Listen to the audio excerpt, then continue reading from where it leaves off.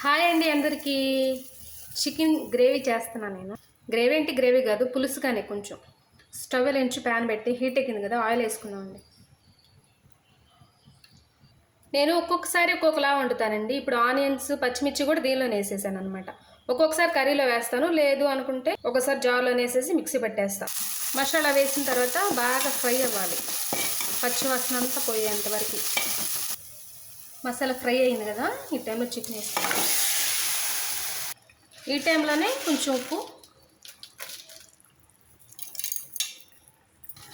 పసుపు కొంచెం బాగా తిప్పుకుని మూతేసి ఆ వాటర్ అంతా పోయేంత వరకు ఉంచుకోవాలన్నమాట. ఈ విధంగా వాటర్ అంతా పోయిన తర్వాత కారం వేసుకున్నాం. ఇప్పుడు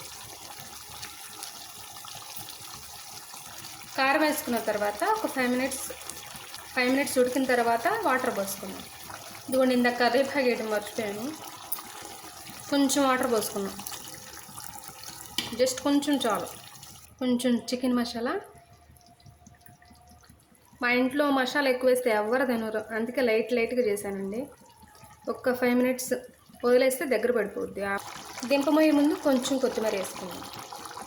అంతే, అయిపోయింది. ఒకసారి ట్రై చేయండి.